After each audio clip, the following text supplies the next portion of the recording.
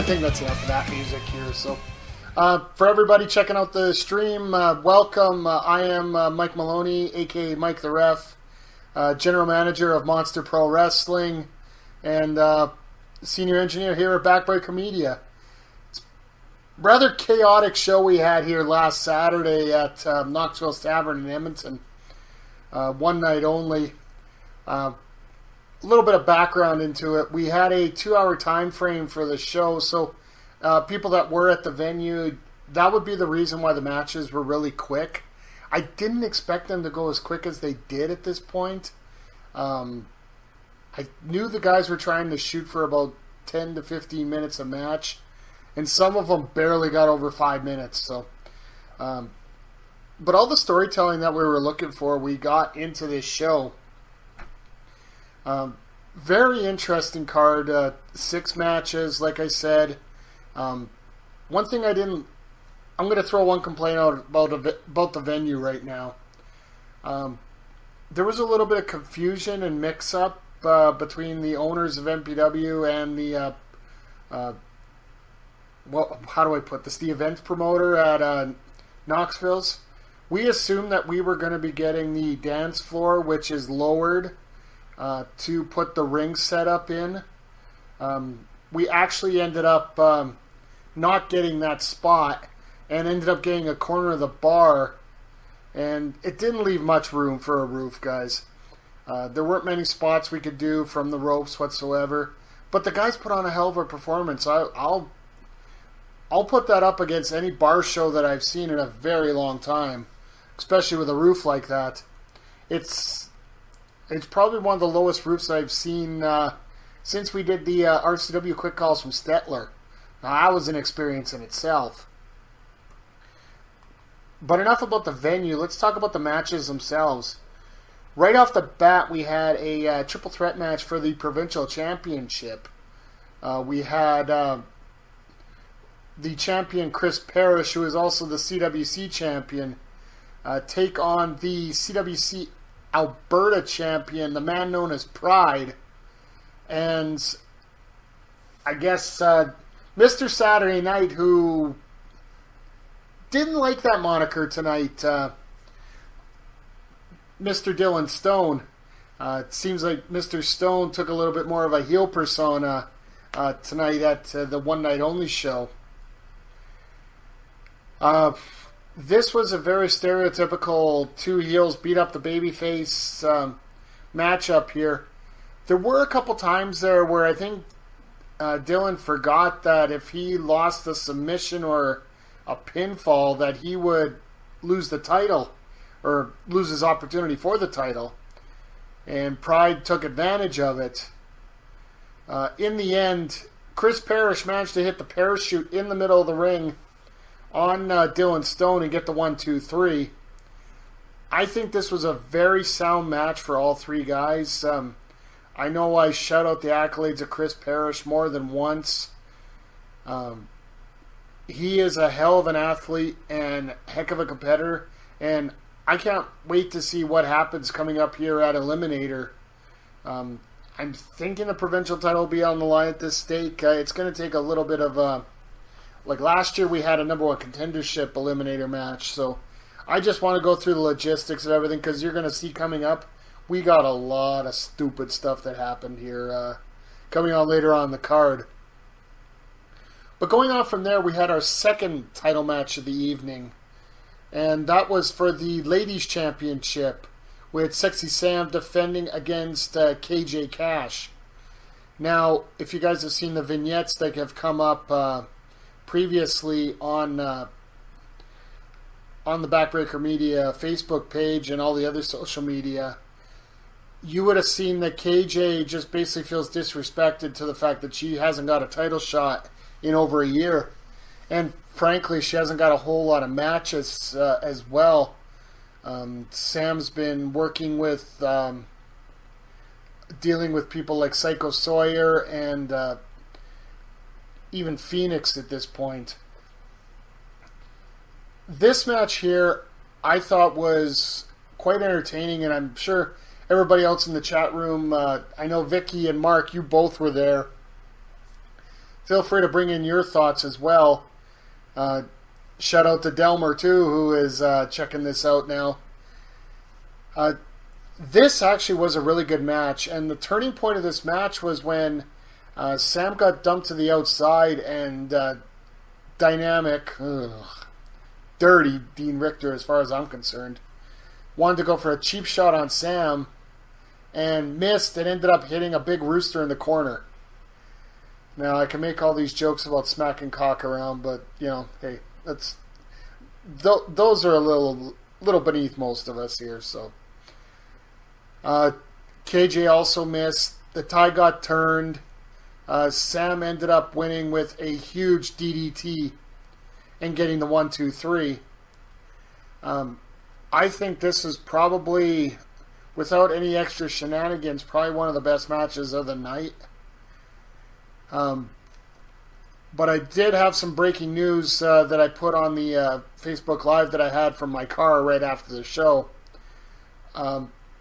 Immediately following that match, or immediately following the card in the back, KJ Cash sent in her resignation as a Monster Pro Wrestling superstar. She had asked to be released from her contract, and frankly, I wasn't going to say no to her. If she thinks she can get a better opportunity somewhere else, I let her. That's my rule of thumb with all talents in Monster Pro Wrestling. Best wishes to KJ Cash on her future endeavors, but I do have a little bit of a bonus here for you guys, and thank you for checking out the video here. I got some breaking news for you. Yesterday I got a chance to track down KJ Cash. Go figure, on Pi Day I managed to convince her on a little bit of pizza. And we sat down and we talked for about half an hour about who she is, what her inspirations are in wrestling, and what she's planning on doing going forward. I'm going to be releasing that podcast as part of, I don't want to call it Blown Call, I'll call it Beauty Call 96. That'll be coming up this Sunday, as long as I can get all the editing done. Make sure you check out all our network pages for the podcast versions. This will be an audio-only show. I don't feel like bringing in cameras into Boston Pizza at random here. So, once again, great victory by Sam. KJ Cash was probably one of the stiffest challenges she's had so far in terms of a straight technical match. We had Psycho Sawyer ended up turning into a hardcore match. This one was a lot more technical, and I hope you guys, when you see the video, you'll appreciate the technical prowess in this matchup here. So, but let me pull up my notes here. I want to make sure they get everything in order. Ah, yes, this one here. This one's got me a little confused, folks.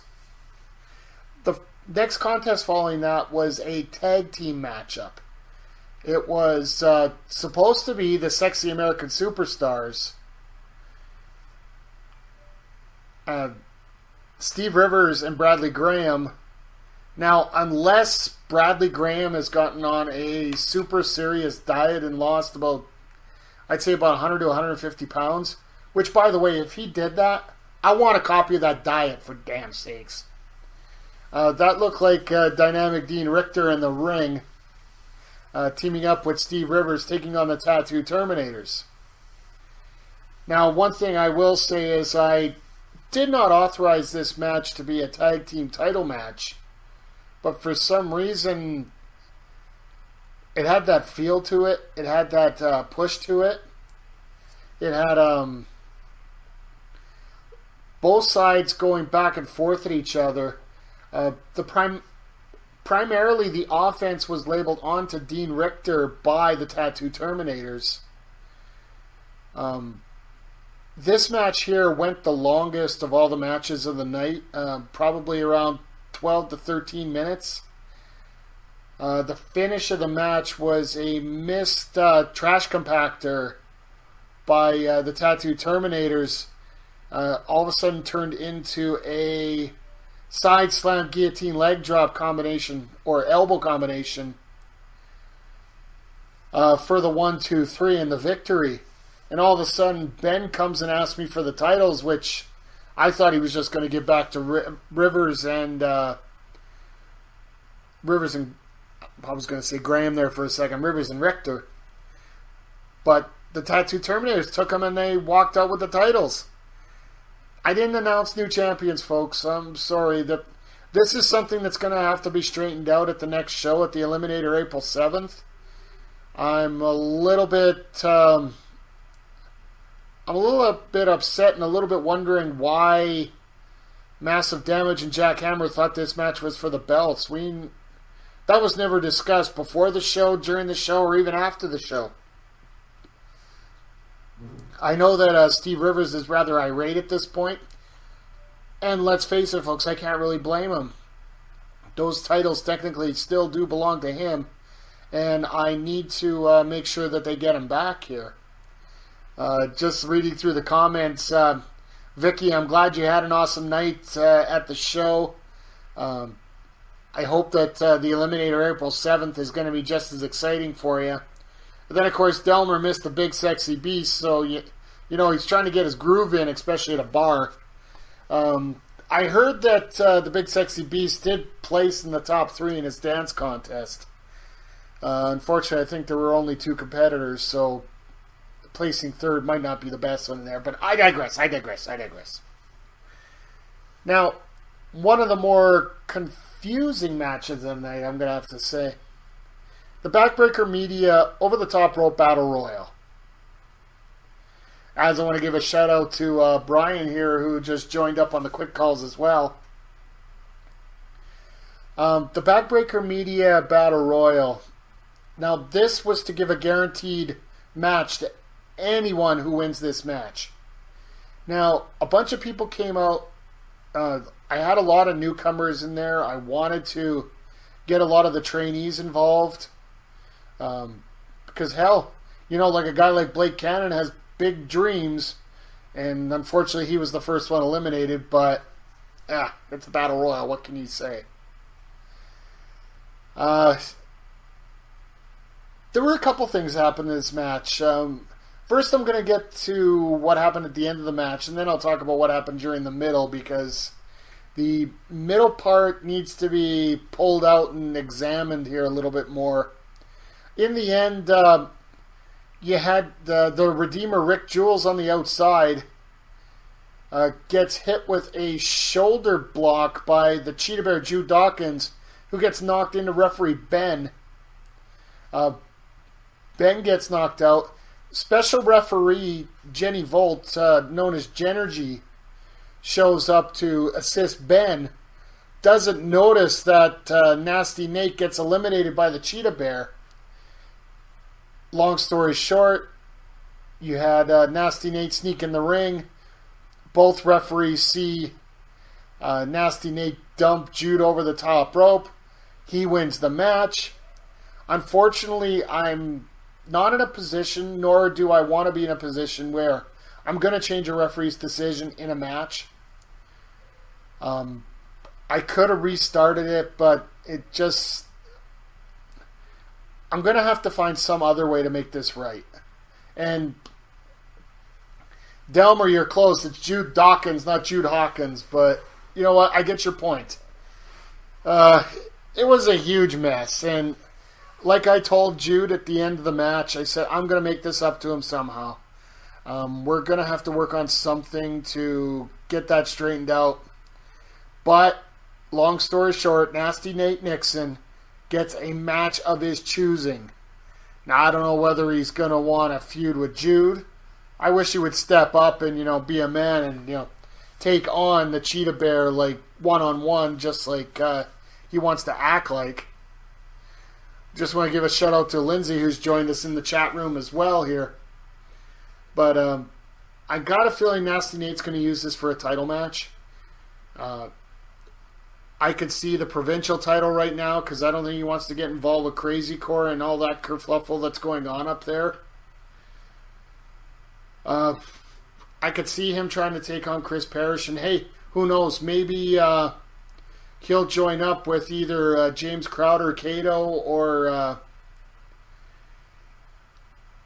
the Redeemer Rick Jules and come up with a tag team so that they can challenge for the tag belts. No, never mind. Knowing Nasty Nate, he will probably want to go after the women's title, which unfortunately I'd have to allow, but yeah, it would make a lot of sense for him, but I really don't think he wants to get his ass kicked, but I digress. But now I got to talk about the middle part of that match. There was a big man that just came from the locker room. I honestly don't know who this one is. I know there have been some new trainees that they've been putting in there, but I haven't seen this guy, folks. I'm going to have to find out what's going on. I've been down at the training center a couple times here since, and I haven't seen him, so I'm going to get you some details as I get them, so that's the best way to put that. But the guy that got rid of him, like, this guy's going up and choke slamming everyone, everywhere. Up, down, up, down, up, down. Ends up throwing one of the new guys over the top rope, military press style. But then out of nowhere, yes, folks, the original Marky comes out through the crowd into the ring, beats the tar out of this guy, and sends him flying over the top rope. I was worried about the whole situation with him in there, but now the fact that Marky went in there and cleaned that out, I really got to go find Marky's camp and see what he's thinking. Maybe this might be a time to put a little pen to paper and see maybe I can change the landscape of wrestling here in Edmonton a little bit more. I'll let you guys know something by the next show about that. You guys have all heard about how much I appreciate what Marky has done in the Alberta wrestling business.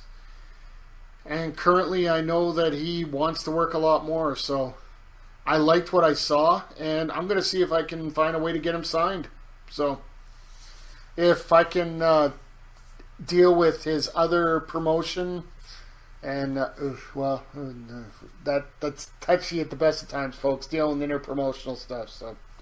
But then also got to deal with Marky's camp as well, because he's very well represented. So, but once I know stuff, you will know stuff. That's one thing I've always promised you guys as a member of Backbreaker Media as well as the general manager here.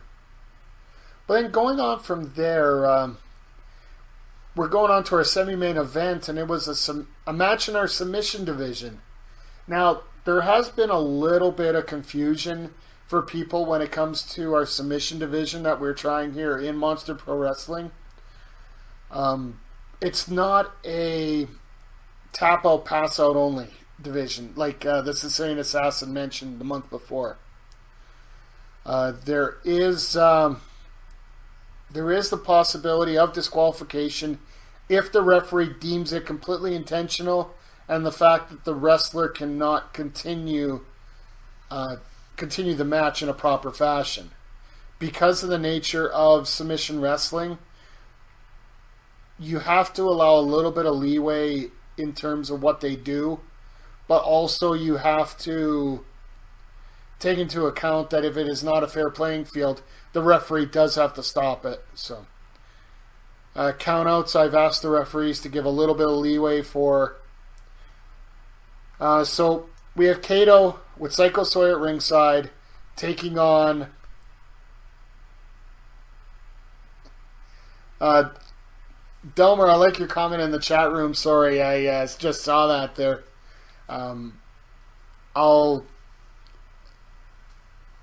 The machine is running in gear here right now, folks. Things are in the works, slowly but surely.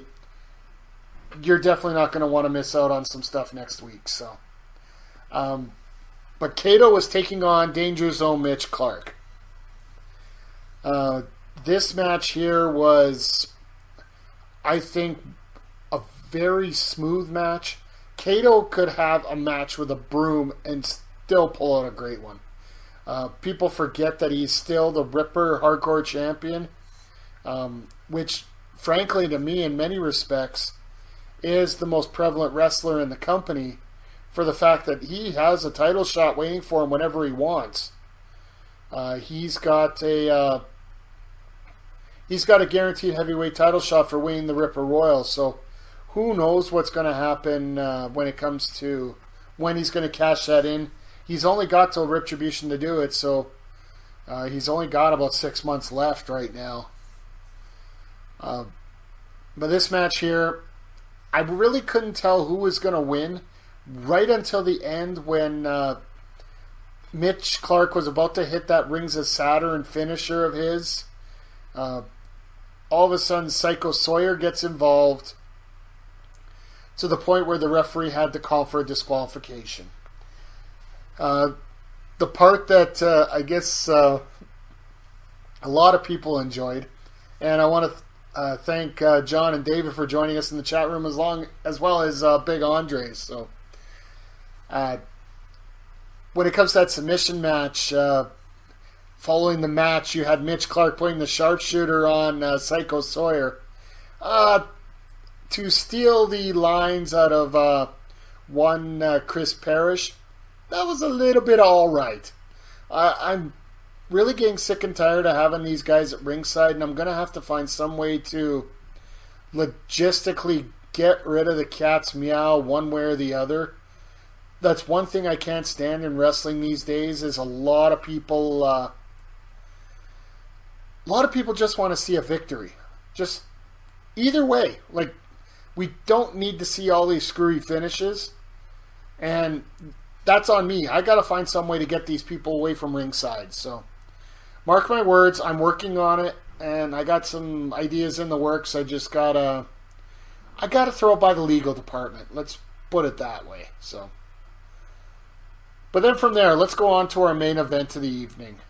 It was for the heavyweight championship. Now, those that were at the show saw right off the bat, the Irishman went in for some tests.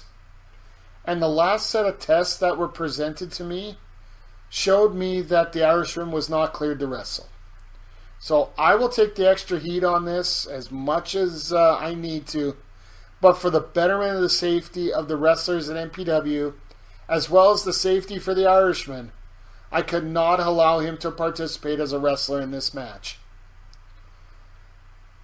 Lead it announced to me, I made him the special referee in that match. As Andre mentions, I need an enforcer around here. Yeah, I do. Like I said, I got a few ideas in the works, so feel free to stay tuned. I got some ideas coming up here. Irishman came out as a special guest referee, and folks, look up Chris Irishman on Facebook. He actually Facebook Live with a phone in one hand and a beer in the other to start this match between Crazy Core and Maniac for the heavyweight championship. I have never seen a referee do that to start a match. I've seen other managers, even some wrestlers do it. But to have the referee do it, I personally think I need to find one of those VR headsets, have it mount the camera on top of his head, and let him do the show that way if he wants. Do the match, call the match. But all kidding aside, folks, the Irishman, seriously, it looked like he was favoring Maniac in this matchup, which shocked me to a little bit of a point, for the fact that Maniac essentially is the reason that he wasn't able to get his title shot at One Night Only. But in the end, you had the Irishman hitting IRAs on both Crazy Core and Maniac, and stealing the belt for himself. Posing with the belt, music comes up. I'm dumbfounded. Yes, I know. Hold your comments back about me looking dumbfounded all the time by yourself, okay? I was a little bit upset about this whole thing. He did leave the belt in the ring, and I walked out with it. I did present it back to Crazy Core because technically he still is the champion. I am going to have to find a resolution and a final resolution to this issue here. So, if you guys have any thoughts as to what you would want to do in this situation, please feel free to leave them in the comments, as well as feel free to get a hold of me on Twitter at Mike the Ref, or check out the Facebook page or the Backbreaker Media Facebook page at Facebook.com/Backbreaker Media. It's been a long week, folks. Before we get to the highlights of the night and the surprise of the night, I just want to give you a quick shout out here to backbreakervod.pivotshare.com. We are going to have a lot more video put up here, hopefully in the next few weeks. I found some retro video that I need to get up. I just need to get it commentated. I'm looking at some of the wrestlers, having them come in to do the commentary, because frankly, listening to me the whole time is probably something you don't want to hear all the time. So we're going to work on that, and once I get stuff up, I'll let you guys know. If you guys want to check out that website, check out, use the code TAGSTRUGGLE for 50% off your first 3 months of the membership. And folks, we got some big news coming up in the next month here, so stay tuned to Backbreaker Media on that. And don't forget, at 8 o'clock, top of the hour here, we are going to have the last 2 editions of CWC Evolution. They're going to be premiering on Twitch, twitch.tv/Backbreaker Media, where we're going to have the shocking revelation on how Chris Parrish got his belt back, to the one-on-one match between Jack Pride and Dylan Stone. And yes, I know I said Jack Pride. He's going to kill me when he sees this. And then in the second show, we have Johnny Kickass in a Dublin street fight. It was scheduled to be against the Irishman.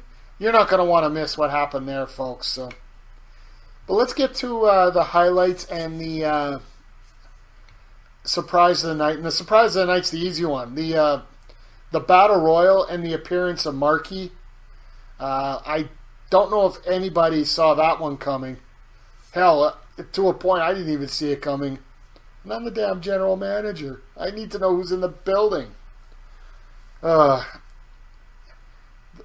will have to say that that's one of those nice surprises that you're glad that nobody hears and nobody picks up on until it actually happens.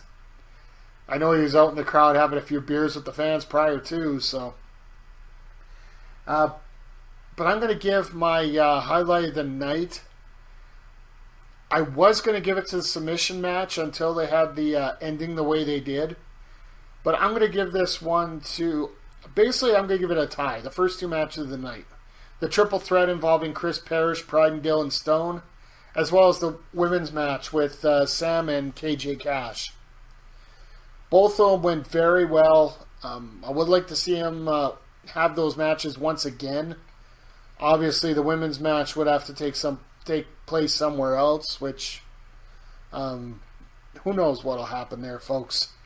But the triple threat, I could totally see this happening in CWC, PPW, or Monster Pro Wrestling again. I'm going to have to find some way I can book this one more time. So just got to talk to both camps and see what's going on there. So, but that's going to wrap up this episode of Quick Calls here. I want to thank everybody who joined up in the chat room here.